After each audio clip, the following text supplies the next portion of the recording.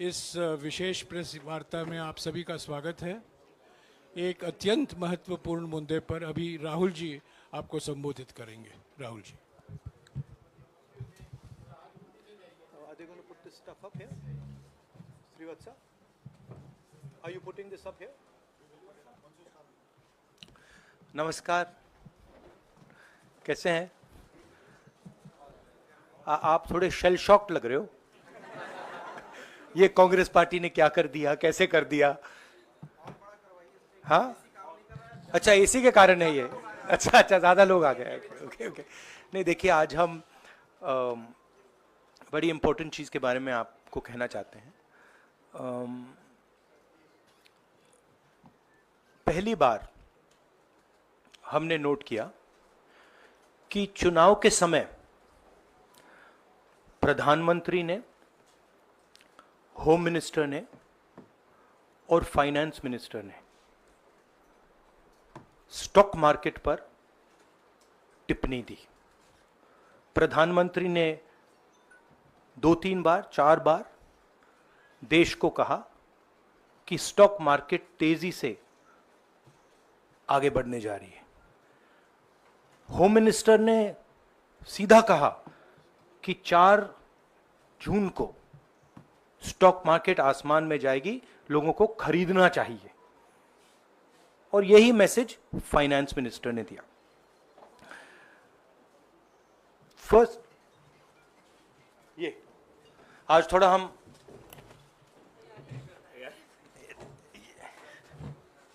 तो ये क्रोनोलॉजी है। अमित शाह कहते हैं बाय शेयर्स बिफोर 4 जून। 19 में नरेंद्र मोदी जी कहते हैं stock market will break records on June 4। फिर 28 मई को रिपीट करते हैं। 1 जून मीडिया झूठे एग्जिट पोल रिलीज करती है। बीजेपी का ऑफिशियल जो इंटरनल सर्वे था वो उनको 220 सीट दे रहा था। तो ये इंफॉर्मेशन बीजेपी के लीडर्स के पास था। इंटेलिजेंस एजेंसीज ने 200 और 220 के बीच में सरकार को बताया था कि उनकी सीट्स आ रही हैं। 3 जून को स्टॉक मार्केट सारे रिकॉर्ड तोड़ देता है और 4 जून को खटाक से स्टॉक मार्केट अंडरग्राउंड चला जाता है। अगला स्लाइड दिखाइए जरा। ये देखिए, 31 मई massive stock activity, more than double what was there on 30th, more than double what was there on 29, 28। ये अनोमली देखिए। ये कौन लोग हैं? ये वो लोग हैं जो जानते हैं कि कोई ना कोई घपला हो रहा है।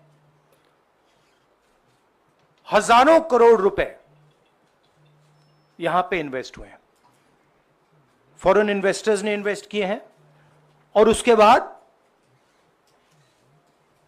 30 लाख करोड़ रुपए का लॉस होता है। किसका लॉस होता है?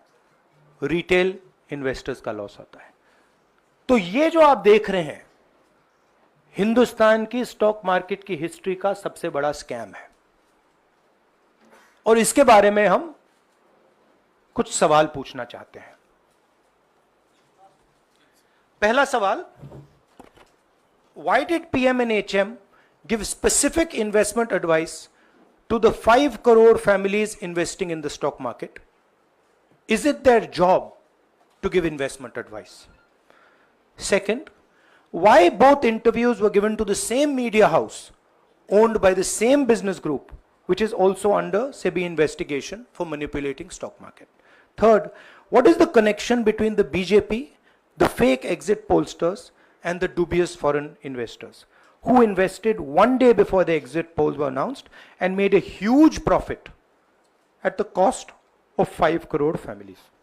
We demand a JPC into this.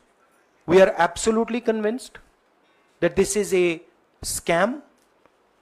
Somebody has made thousands of crores of rupees at the cost of Indian retail investors, and the Prime Minister and the Home Minister have given an indication to buy. And this is a criminal act. So we demand today a joint parliamentary committee to investigate this. मैं हिंदी में बोल देता हूं, प्रधानमंत्री ने देश की जनता को इन्वेस्टमेंट एडवाइस क्यों दी, और 5 करोड़ परिवारों को जो इन्वेस्ट करते हैं उनको प्रधानमंत्री ने, होम मिनिस्टर ने स्टॉक खरीदने का आदेश क्यों दिया। दूसरा, दोनों इंटरव्यूज जो किए गए थे वो अदानी जी के जो चैनल्स हैं उनको दिए गए थे, उन पर सेबी का इन्वेस्टिगेशन हो रहा है, तो उन चैनल्स का क्या रोल है। और बीजेपी के बीच में जो फेक एग्जिट पोलस्टर्स हैं और ये जो फॉरेन इन्वेस्टर्स हैं, इनके बीच में क्या कोई रिश्ता है, और अगर रिश्ता है तो क्या है। हम जेपीसी चाहते हैं, हम इन्वेस्टिगेशन चाहते हैं, और देश इसकी सच्चाई जानना चाहता है। धन्यवाद। शुक्रिया राहुल जी। साथियों, अभी अभी राहुल जी ने आपको स्पष्ट तरीके से क्रोनोलॉजी समझ लिया है। बार बार गृह मंत्री कहते थे अब क्रोनोलॉजी समझिए। आज राहुल जी ने देश को क्रोनोलॉजी समझाया है। इसके ऊपर अगर आपके सवाल हैं तो एक एक करके आप पूछेगा, एक एक करके पूछेगा। I haven't said the chronology in English, so I'll say the chronology in English.